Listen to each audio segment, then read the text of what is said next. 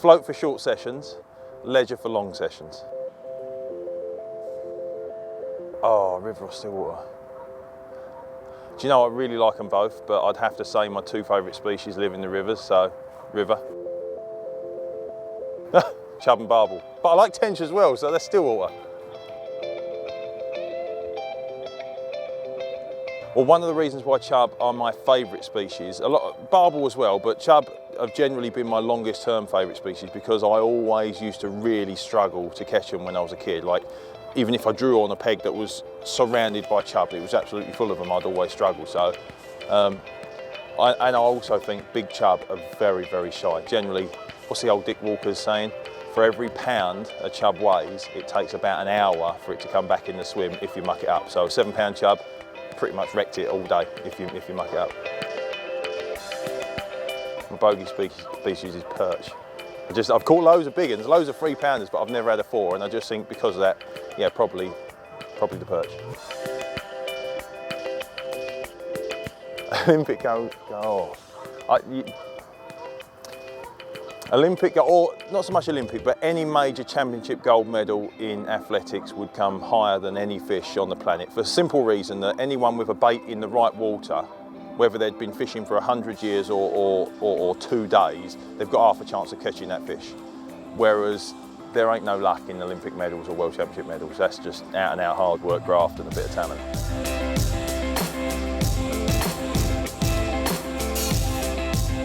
And I ain't just saying this, but I actually really enjoy night in with the missus.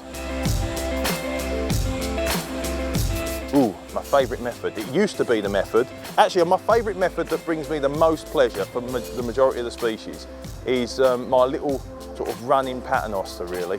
Just divvying it down the edge, watching all the liners and stuff like that. I've used it on the Fishing Guru show a couple of times, especially at Rolfs Lake. I think I finished off there. So that's a really funky, sort of slightly, you know, left field sort of method that I really enjoy using.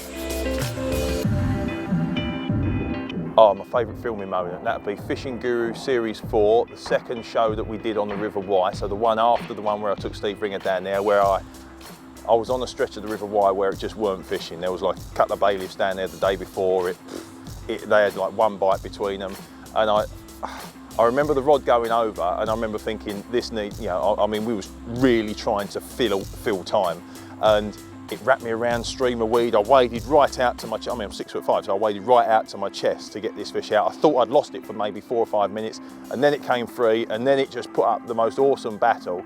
And for a show where I really needed a time filler, 10-minute fight with a barbel on camera was absolutely phenomenal. So that was probably my favourite, yeah, my favourite TV show fish, if you like.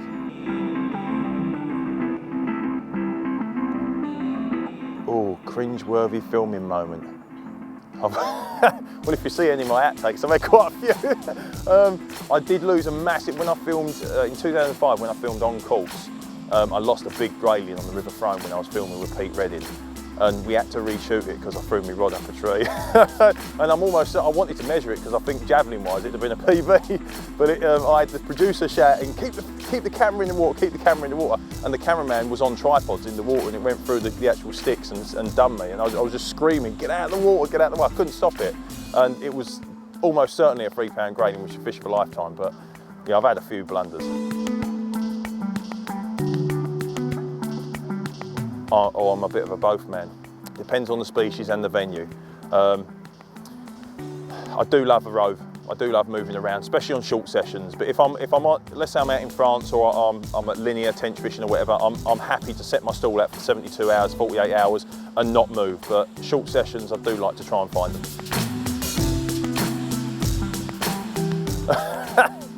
Most painful loss. I've lost a big chub as well.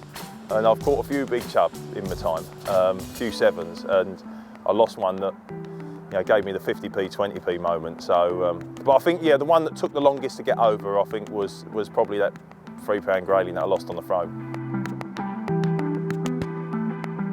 Oh, I tell you what, that's good actually. It was December about 6 years ago, and I was perch fishing down in Kent. And I remember I was deadbait fishing just into dusk, and the float dipped just as it had done on maggot and worm all day. And I lifted into it, and I thought I'd hook the bottom, and I gave it a bit of a bounce because I just thought, oh Christ, you know, where'd that come from? and I had a 42-pound cat on a 1-pound test curve rod, 6-pound line, and I was writing for the Times at the time, and I think a week or two before I wrote a feature about these lucky catches. You know, I mean, you've got to be in the right place at the right time, don't get me wrong, and everyone has them, so brilliant. But I remember writing the feature along the lines of, I don't think I've ever had one. I don't think I've ever been that person that just like, whoa, where did that come from? And then a couple of weeks later it happened, so it took like 40 minutes to get in, it's ridiculous. Patience. I don't have patience in anything I do. Oh, best angler that I've fished with. I fish with a lot of very good anglers, and I'd have to say the one that ticks the most boxes for big fish would be Terry Hearn.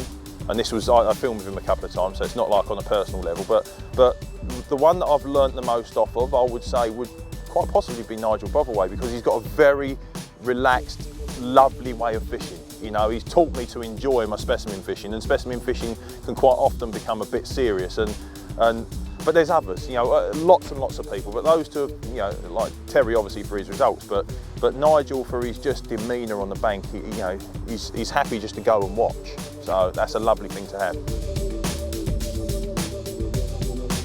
Biggest angling regret? Probably not going on Adam's Mill when they were having it and it was day ticket or club book. I ain't really got many, to be honest with you. I'm quite chilled and quite relaxed. At the end of the day, it's only fishing.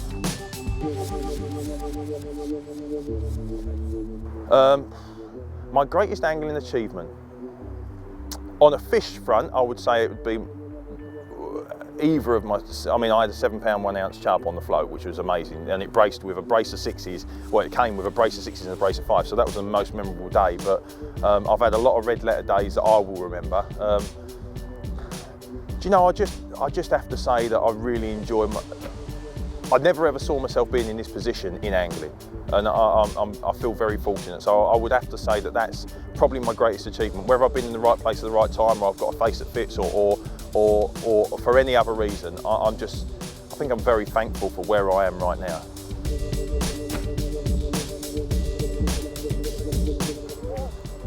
If I could only target one species, just one. I can see myself, I mean, with the way the rivers are going, sadly, I can see myself doing more and more carp fishing in the future. But if I was on the carp lake, I'd have a go for the tench, and when the river season's open, I'd go for the chub and the barbel. So I wouldn't ever, but you know, I just think, I don't know, tough one. Possibly carp, I'd have to say, because they just tick a lot of boxes, don't they?